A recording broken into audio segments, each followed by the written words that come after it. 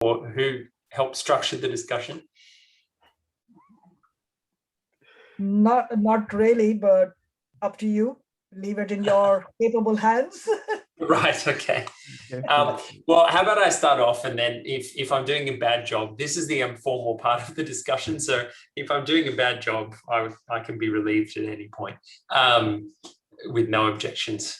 So, well, I see, as is often the case with this discussion, the group of people who work more at the policy end of things are often a minority in accounting discussions, which is a breakout rooms will close in 55 seconds. Oh, we seem to have a technical issue. So I think one of our co-hosts might have accidentally clicked close all breakout rooms.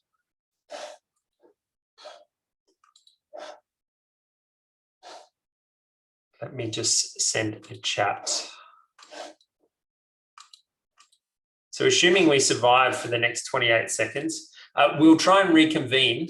I assume this has happened to all rooms, but let me just message the SCAP team. Hi, Ben. I'm checking with the host. Oh, thank you. Yeah, thank you. Thank you.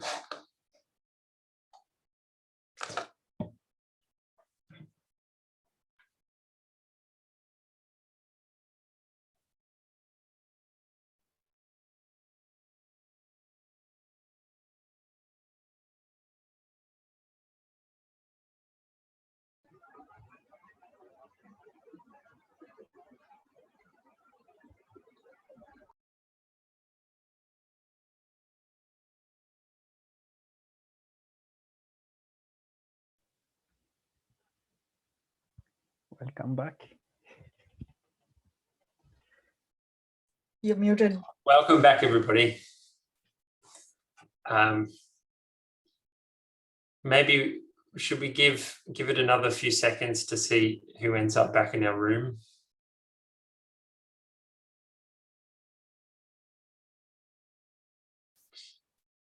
Right. Well, it might be useful for others' information, because I didn't have an opportunity to present this given the time constraints of the main session, just to give because the Secretariat gets a lot of communication channels in a global sense, I'm happy to offer just a few reflections about the different domains of policy demand that we see at the Secretariat arising and really driving ocean accounting agendas forward. And then perhaps then we can just go around each participant and encourage your reflections. Is everybody happy with that? So, right, to start with, I think ocean accounting is quite interesting. It's in an interesting state of development because it's not being driven by any one process. There are a diverse range of policy processes that are really creating demand. And demand has, in our experience, really arisen bottom up. So there is just as much national action on ocean accounts, sometimes disconnected from the global community, as there is top-down driven, internationally coordinated action. And that indeed was one of the inspirations of the foundation of the GOAP, to try and connect all that bottom-up action. And it came from a few different areas. So the statistical community was recognizing for a long time that oceans was a gap in their standardization efforts. So the system for environmental economic accounting and all of the great work that had gone on there was very terrestrially focused. And when there were more than 80 countries doing terrestrial SEA accounts, the list 5 years ago of countries doing ocean environmental accounts at least was very, very small. So one driver, which was very much a focus of SCAP's work, was how can we extend the accounting offshore to do something about the completeness of the statistical system as a very technocratic governance demand. So that's one domain. The other was demand arising from ocean governance processes at a national level. So marine spatial planning being a good example. And I'll give unless there are any UK colleagues here I can defer to, I can give an example from the UK where the people maintaining the national accounts and the people working on marine spatial planning, even though they were in the same building on environmental issues, were just not talking to one another. And when they realized each other existed, there was suddenly a very quick push to standardize all of the marine spatial planning information. So, and similar things are happening all around the world. And you heard a good example of that from South Africa. So marine spatial planning is a very important part of the demand, I think, in the global experience. Another is designation of protected areas. So when there is a push for area-based targets for conservation or sustainable management, that immediately raises the question of, well, which places do we protect and how do we monitor their performance? And that in some countries has been one of the focal points of justification for why ocean accounts add value. There's increasingly an international development angle to this. So when you have large organizations like the Asian Development Bank pledging $5 billion to investment in sustainable ocean transitions, then there needs to be very large monitoring and evaluation frameworks constructed around that investment. And instead of individual project by project evaluation, a systemic evaluation, which requires some kind of coherent system, becomes very important.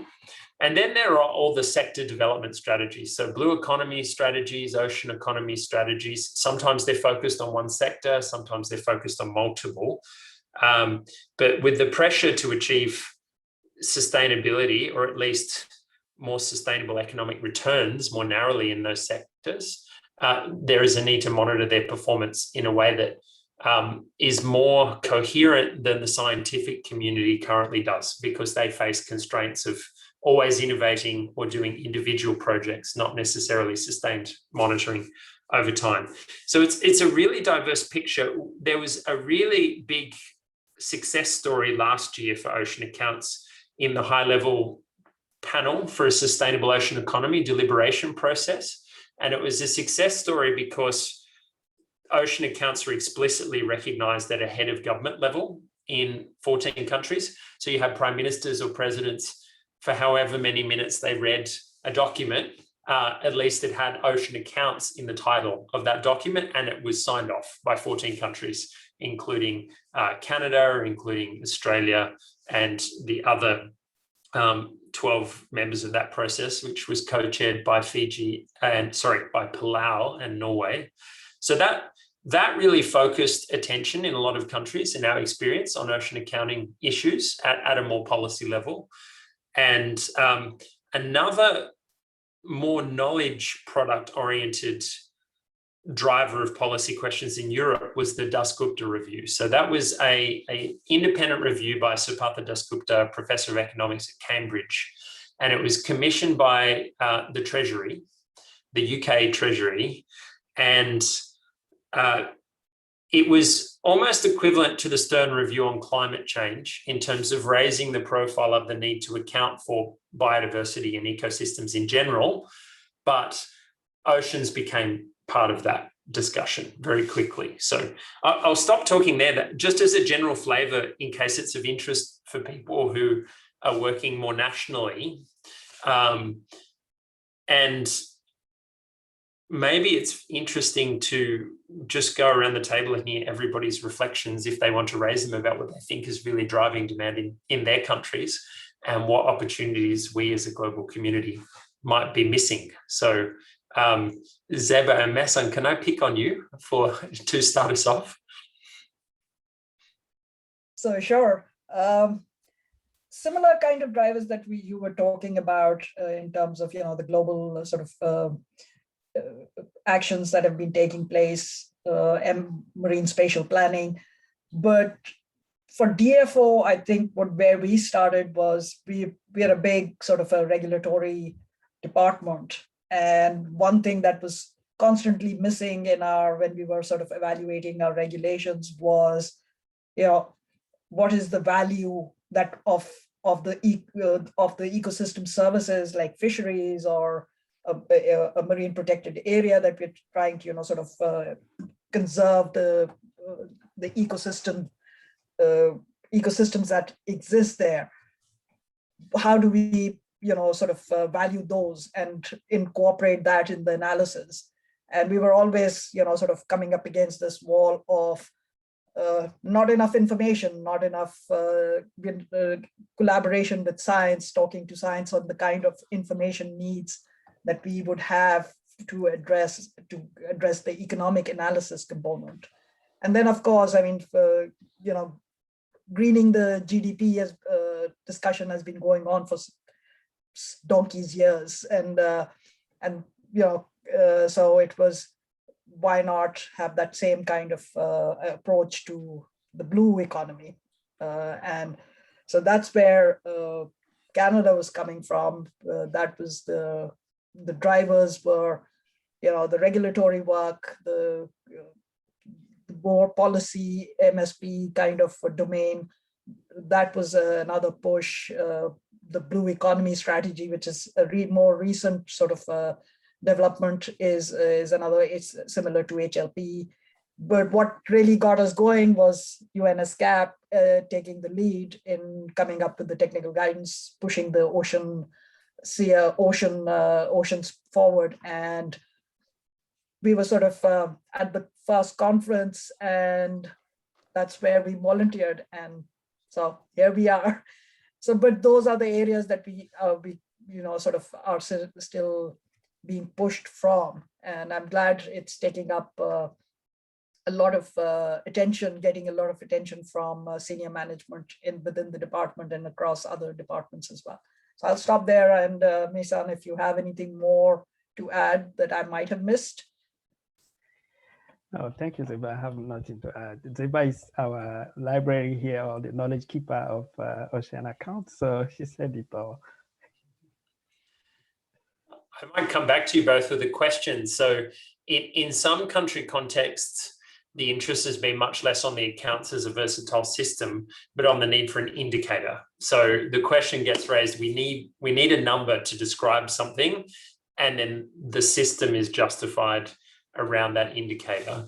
And I think a good example of that is all of the work that the OECD does on ocean satellite accounts. And the driver there is we need ocean GDP, because even a lot of countries with high capacity don't calculate ocean GDP. And when they start to, they realize often, oh my goodness, that sector is way more important than we thought it was in GDP terms, compared to sectors that are conventionally considered important and a focus of policy attention.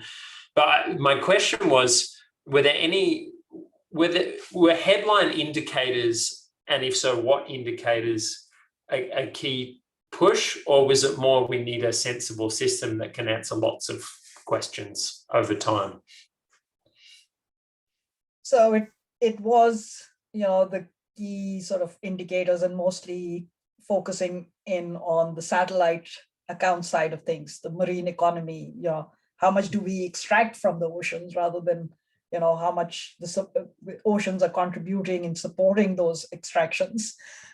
So that's where we at DFO started about 3-4 years back with developing our marine economy. And the headline indicators were GDP contributions of oceans, in terms of fishery, tourism, marine construction, marine transportation, public expenditure, public finance, governance, those kind of, levels of indicators if you want to drill down. So from there, it was a matter of pushing the envelope and constantly saying, but this is only half of the story, and we need to move more towards incorporating ecosystem services within that discussion. So a bit of a push and pull. Right. Oh, interesting. And in some countries, it's been the opposite. So Terrapong's not here, unfortunately, but in Thailand, the driver was, in kind of crude policy terms, we need a number to tell us how healthy the ocean is. So, and we need to, which is a very complicated question to answer at that aggregate level, but that was the demand. So we need to say, here's our growth and here's our environmental health, and to put those next to one another.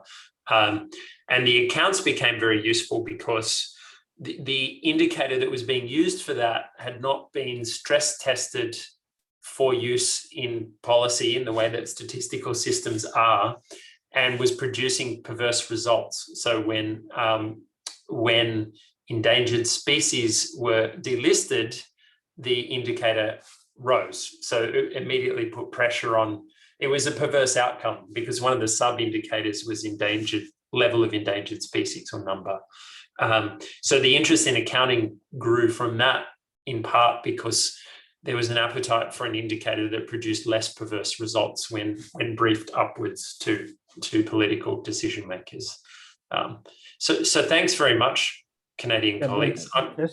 Just to add to what Zebat said, the fruit or the result of that work help us to know the contribution of our marine sector to GDP and to employment. So we had first result in 2016 for 2016. Then our strength here is that we are working in collaboration with Statistics Canada. So it helps produce better data for 2018.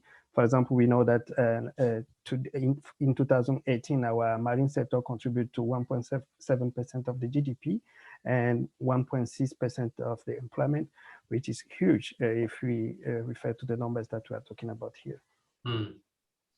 Wonderful, thanks, Messon. Does anyone else have any reflections on which indicators and questions related to those indicators create opportunity for ocean accounts? Yes, Miracle, welcome. Okay, hi. I think I mentioned like way back in 2018 when we had the UNESCO workshop. So since then, we have already done the National State of Oceans and Coast reports in 10 countries. And these reports include preliminary ocean accounts, looking at both sides, the ocean economic activities and their contribution to the GDP and employment, as well as the valuation of ecosystem services. So, so those are the three headline indicators that would like the contribution to GDP and employment, as well as the valuation of ecosystem services. Because in a lot of cases, we have seen that the non-market values, like for shoreline protection and carbon sequestration, could even be much higher than the contribution of the ocean economic activities. Um, Also, we look at the sustainability, the blue economy part, because like the most of the ocean economic activities are not really sustainable. Like for example, the fisheries, if it's not at the sustainable level, it would be.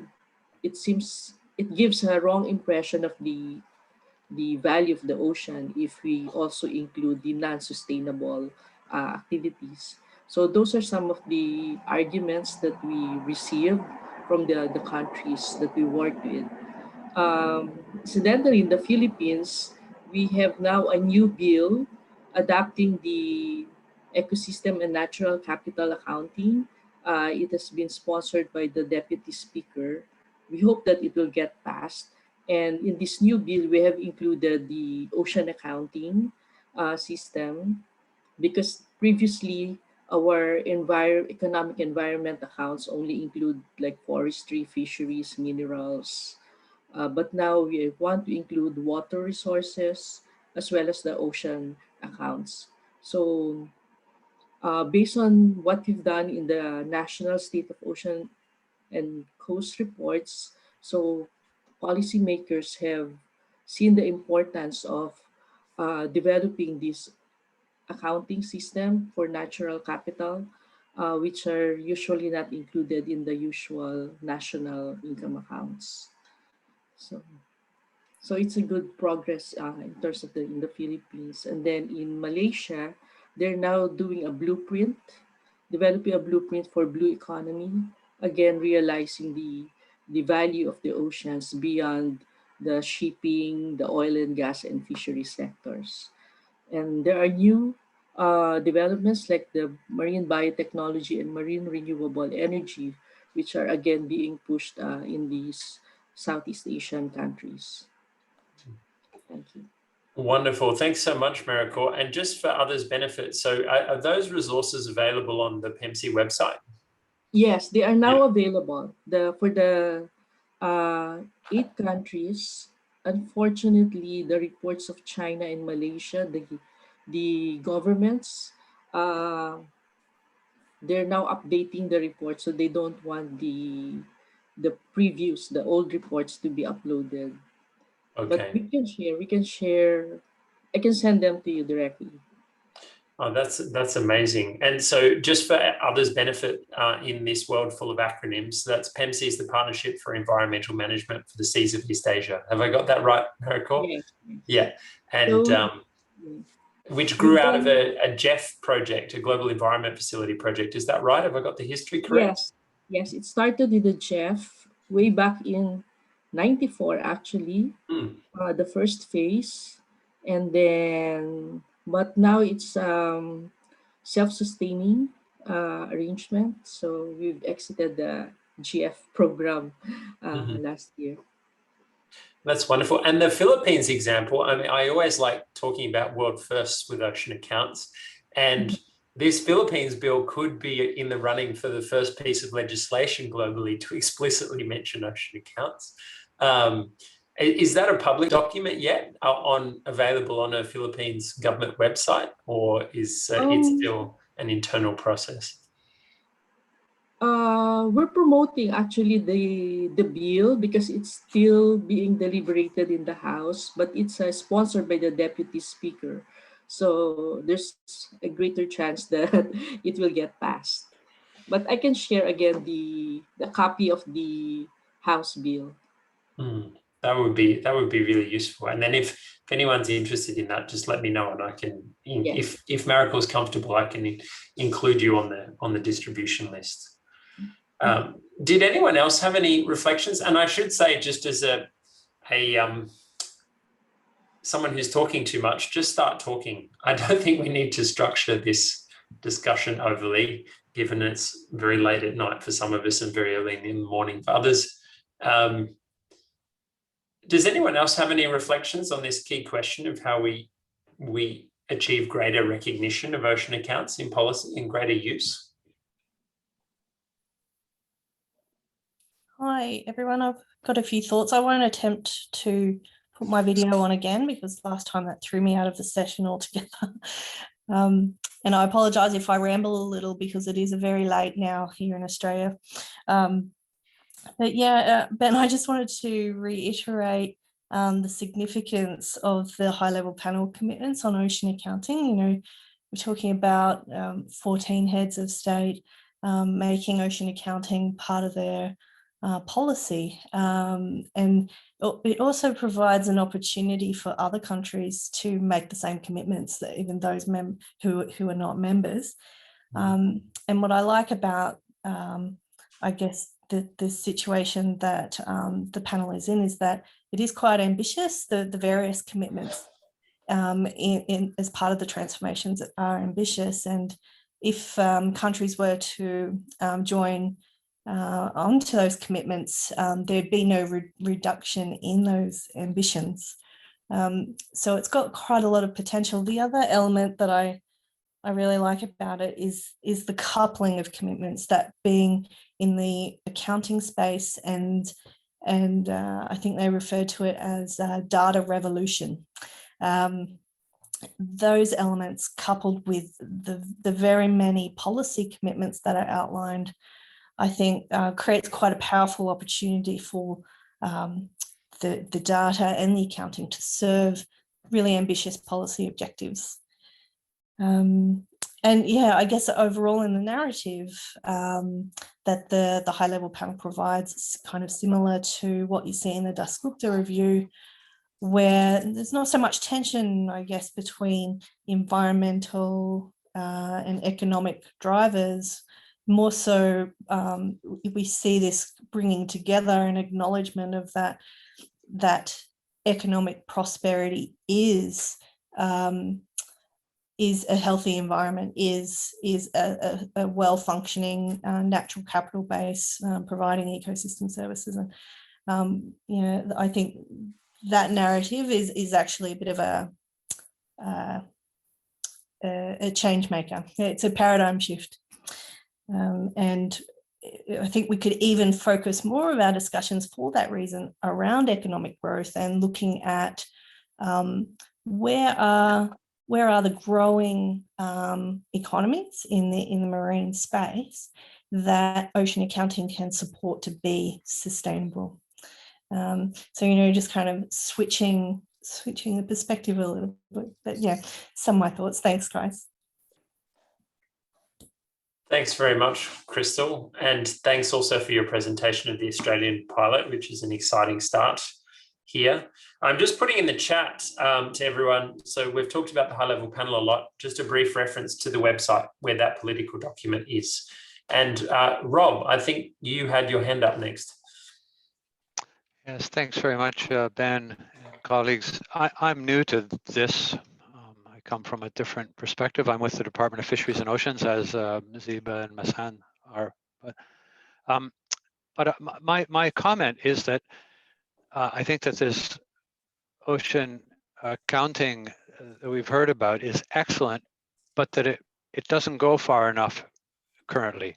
That the policies of most of our countries and the international agreements that our countries are part of, such as the agreements around SDGs, for example, aspirations of a blue economy, they include not only the ecological and economic aspects, but also very clearly social, cultural, and even institutional objectives, trying to achieve this sort of full spectrum sustainability that is well elaborated, I think, in the literature on social ecological systems, on ecosystem approach, marine spatial planning even, and so on. So my question is of the challenge of moving this excellent approach to standardization and to rigorous data collection to that fuller spectrum of sustainability. And again, this is as an outsider. I don't want to derail things, but that would be my comment. Thanks. I think we need more comments like that, in my personal view. Rob, thanks very much. And I can give a brief history overview here. So one of the first key events where this community broadened from the statistical community was a workshop that SCAP convened in Bangkok in 2018. And it was very evident at that meeting that some of the more non-environmental, in a quantitative sense, or non-economic stakeholders were just speaking a radically different language to those who were very much coming from the environmental, economic, statistical community and from macroeconomic planning systems. And it has been a long journey, and we're only at the start, frankly. But one of the results is that in the technical guidance, the scope is very broad. It includes the conventional scope of environmental economic accounts in line with the SEA, both physical and monetary, but they're almost placeholders at the moment, but they're described very generically as governance accounts because the idea is to inform decision making.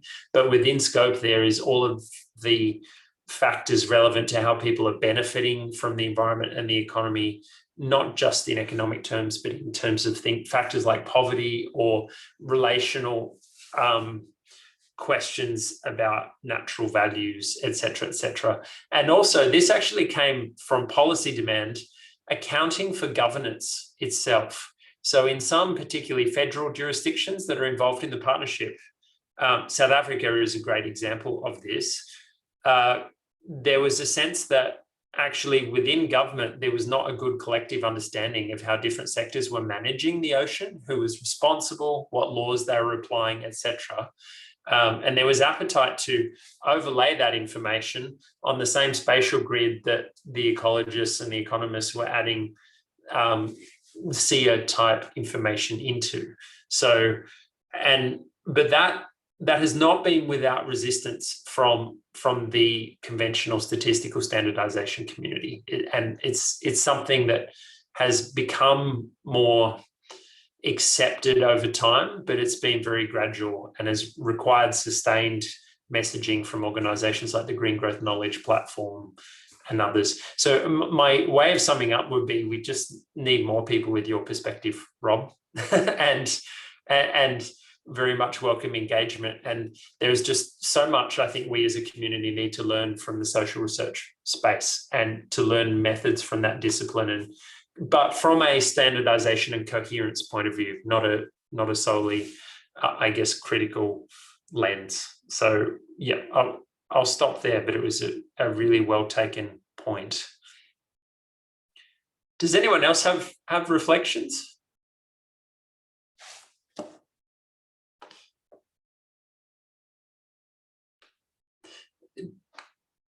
Diver, I see you've turned your video on and have therefore put yourself at risk of being identified for talking. Did you want to make a reflection? Yeah, thank you. I could not unmute my microphone.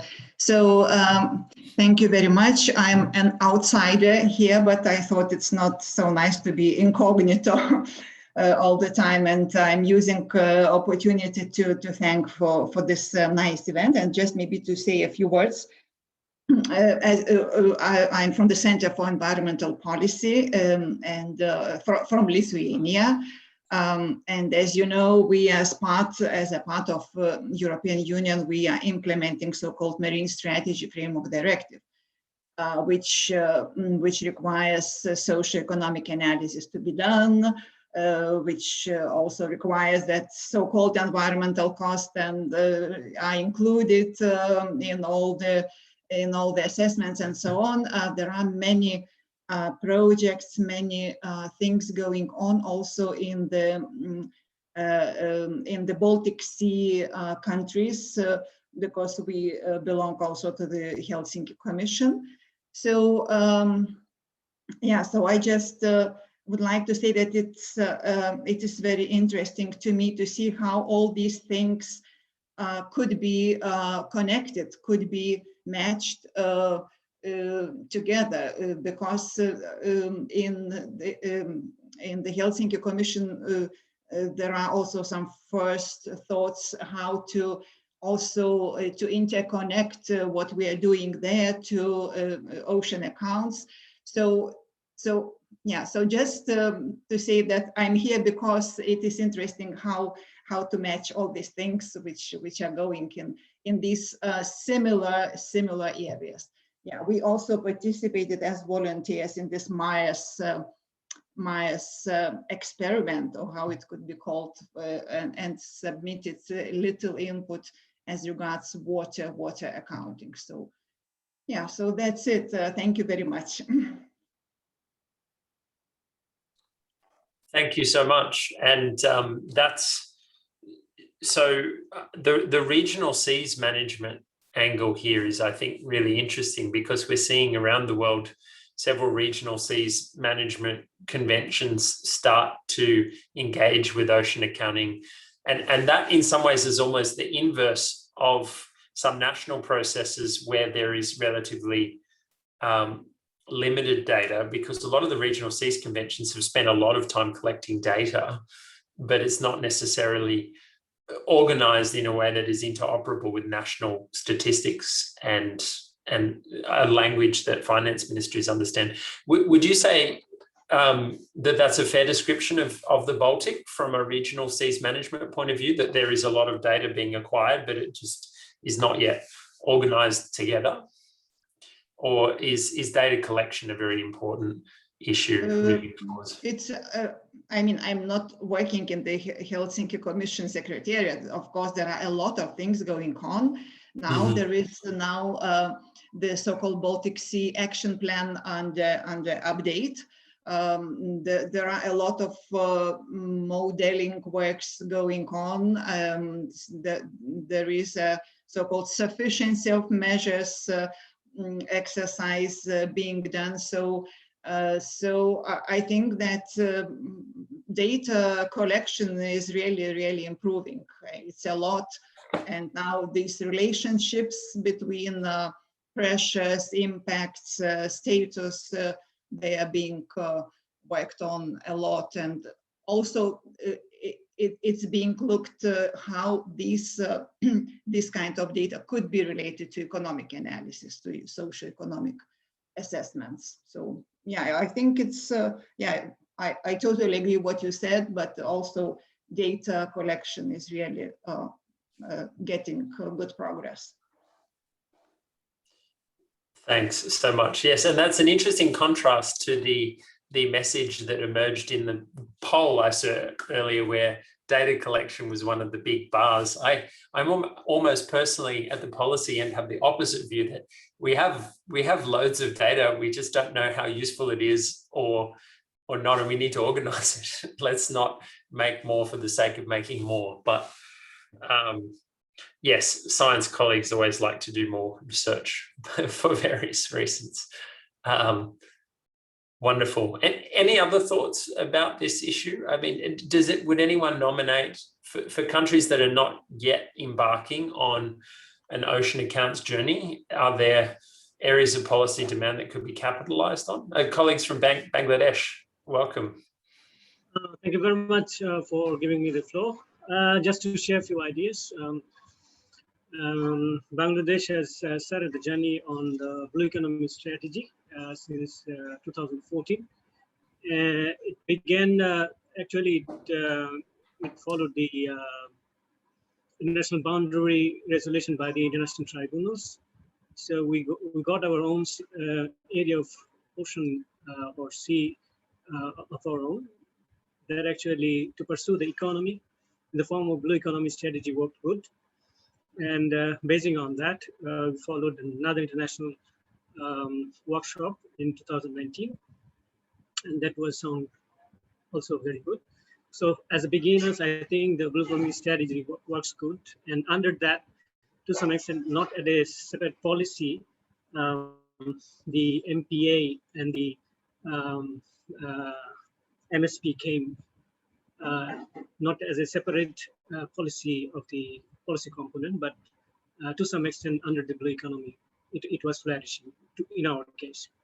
So to actually pursue the scientific perspective of the MPA or the ocean accounting or whatever dimension we talk about, data is prerequisite. And I think to have a good policy, data is prerequisite, because science policy interface is a requirement to our understanding of Little GOAP.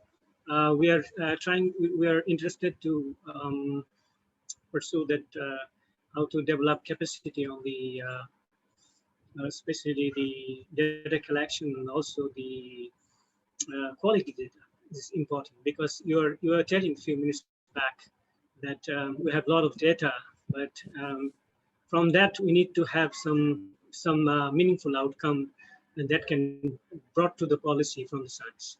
So data interpretation is a big part, and there the capacity building of the human resource development is a prerequisite and very relevant for meaningful understanding to get those things into policy. So I think I'll stop here. There was this little background and the outcome so far. I think it's a good platform. I thank you, Ben Millikan, Jeba Ali, to educate us on many occasions. I think it will be wise to keeping in touch with you so that we can collaborate further. And well, I think it's a time to learn. Like ocean, knowledge is also vast. The knowledge, if we share, if we learn, ocean is one. We need to share our ideas to make our ocean healthy for everyone. And our ocean is a part of the whole ocean. Altogether, we need to go on with GOAP. We're happy to join. We will communicate with you later. Thank you very much once again for a wonderful workshop. Thank you for Bangladesh. Thank you so much for those very inspiring words. Please do get in touch, and we really look forward to a follow-up discussion. And yeah, that's the ambition you just described is really admirable, and a lot of challenges ahead, I'm sure, for you. So the more we can help each other, the better. Wonderful. So any other, for colleagues, please don't feel pressured to talk. This is a happy hour. You might just want to listen and have a cup of tea or something. But yeah, any other thoughts that people would like to contribute? Or do you have questions? Does anyone have questions about the GOAP, like very operational questions or questions from our co-hosts? For our co-hosts, sorry, or from. I'm starting to fade a little bit here at 1 o'clock in the morning. Mariko, please. And sorry, and also Sonaditu, please, you first, and then we'll go back to Mariko. Okay, thank you. Good day from Nigeria. Actually, my question basically is looking at the possibilities of supporting policy enhancement within the African region, aligning it with the Abidjan Convention. How can that be possible, please? Thank you. Thanks. Good question. So the short answer is that GOAP has an African community of practice. It's very new. It's a partnership between the Cape Peninsula University of Technology in South Africa and the World Bank. And also the GOAP Secretariat, my colleague Ibukun, who just had to leave, he's a fellow countryman of yours, but based in Paris. He's been very active in stakeholder engagement. So my suggestion as a first step would be to engage with the African community of practice, and I will just put our Secretariat email address in here and we can put you in touch. And the Abidjan Convention has, in conversations I've been involved in, has been mentioned several times as a great opportunity for thinking about how implementation could be enhanced. Yes, please, you had a follow-up.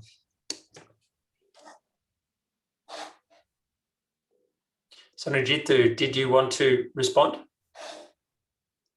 Yes, because we involved the African community of practice after a meeting in Uganda. I was among the steering committee before Peter took over from that perspective. Right. And the World Bank has also supported some initiative in Nigeria for us to draw out a roadmap. However, looking at the ocean, cutting the Atlantic Ocean basically, and then the Pacific Ocean, we now need to have a harmonized kind of linkages with Abidjan Convention and in the Indian Ocean, which are of great priority. That's why I had to bring this question. And you have in the north of Africa, the European, the Mediterranean. So how do we harmonize all this to be able to come out with clarity and possible implementive strategy across the continent? And coupled with the just concluded EU-African deal, how can it be incorporated in there? Thanks. That's a good question. On the EU relationship question, I don't have anything very useful to contribute now, but it would be useful to check with our Portuguese and Norwegian colleagues, which we're happy to put you in touch with.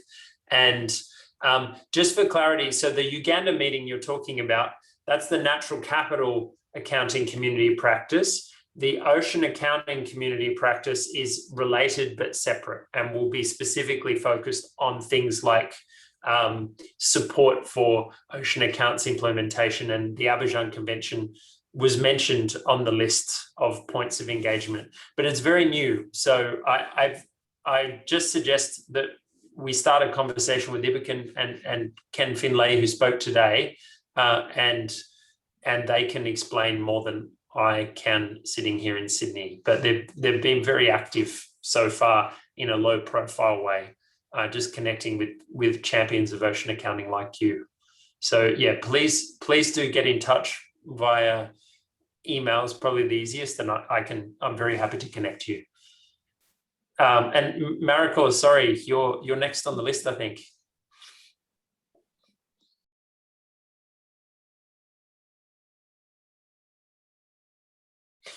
muted again. I made that mistake too many times tonight. Yeah, okay. With regards to the previous question about the data, like for ocean accounting, the immediate data problem that we encountered is the disaggregation. Like in some countries, like the fisheries includes both marine and freshwater. Same with transportation, it's both for rivers and the seas.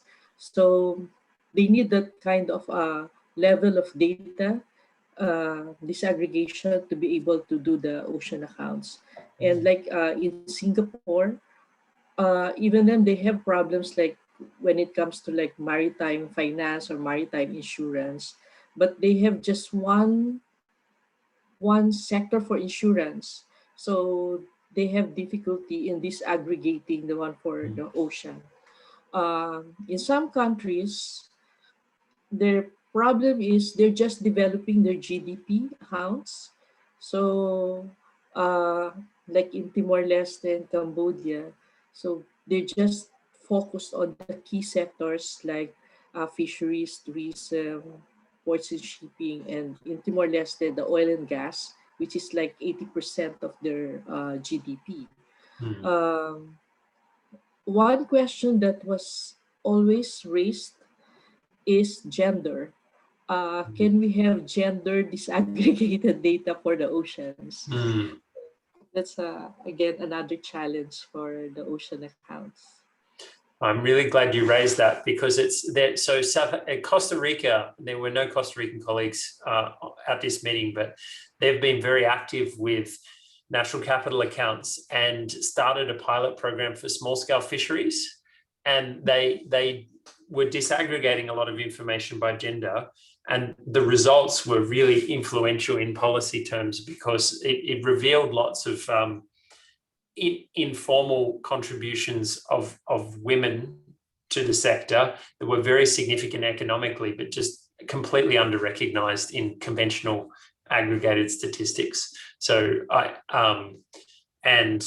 there were several other influential policy questions to emerge out of the gender disaggregation. So yeah, has a question for everyone's benefit. So in your experience through PEMC, how have any countries managed to achieve disaggregation quickly by adjustments to surveys or digging down into the primary data, or is it just a fundamental problem that needs to be solved from the ground up? What are some success stories on disaggregation, if you're aware of any? What we've done for the ocean accounts is to use the ISIC, the industrial classification, and try to at least get to the 4th digit level. But not a lot, only like Indonesia, Philippines, and Korea and China. So those 4 countries have done the up to the 4th level, 4th digit level. Like for Thailand, they have the provincial data, the same with Vietnam, but it's coastal economy. So I have to tell them that the ocean economy really looks at the use of the ocean resources, which is different from the coastal economy because other economic activities that are not ocean related would be in the coastal economy. So again, that's another challenge that we encountered is explaining the difference between coastal economy and ocean economy, and then getting the disaggregated data. Like, so in some countries, what they've done is they look at the coastal economy and then they went down to the ocean economic level. For other countries, they just use the ISIC level to get the ocean accounts. So those are the 2 approaches that we've used. Right. Oh, wonderful. A lot to learn from the PEMC experience, I think. So for colleagues in Bangladesh or Canada, have there been very difficult edge cases? Like how is this coastal versus ocean versus not ocean boundary question being tackled? Because you can get very wildly different numbers if you slightly change what your scope boundary is. What's the experience been in Canada on that? Is it fixed, or does it remain under discussion? It is partly fixed on the marine economy side of things. Mm-hmm. But there is a push for, sort of, well, not a push, but it's, there is a need that's being, sort of voiced that the Great Lakes are very similar to huge oceans in terms of services they provide, right? Right. So there is that sort of expression of need to somehow include that. It's, sort of that is one of the areas that we see, might be a point of contention in terms of whether, those kind of, whether the geography of the ocean accounts is how far do we extend it. At the moment, we've been sort of dealing with basically EEZ kind of boundaries, keeping it limited to that, and coastal areas, very strict definition for the marine economy and for ecosystem accounts. So let's see, that may also be an issue when we're, sort of looking at the social accounts, in particular, the indigenous element of that. So there will be challenges, and and like Maricor was saying, disaggregation of data is also an issue, and similarly, fragmentation is a big issue for. I mean, the data is there; it's just not, in a format, in a structure, is not particularly well suited for the ocean accounts. So there's a lot of work to be done there. So those are the kind of challenges that we're sort of coming across. Well, look forward to seeing the solutions that everyone generates and to only, posting them on the website. if only. Thanks. I think we've hit the end of our happy hour. So yes, should I hand back to our main hosts for a final word? Sure. Hereby handed over. Oh, but then, well, so I just wanted to again repeat what we said at the plenary, kind of the main conference, is to thank everyone for their participation, and let's continue talking and working together on pushing this this very important initiative forward. Thanks, Zeba. Mesan, anything to add? No, yes, thank you, everyone. Thanks. Any questions, don't hesitate to get in touch. Sometimes we're a little bit slow at the Secretariat when we are overwhelmed with demand, and 2020 was definitely a case of that, but things are much more functional in 2021. So thanks, everyone, and good night or good morning or good day. Thanks. Thank you too. We'll be in touch with the Secretariat. Bye. Thanks. Looking forward to it. Bye, everyone. Bye. Bye. Have a good one. Goodbye.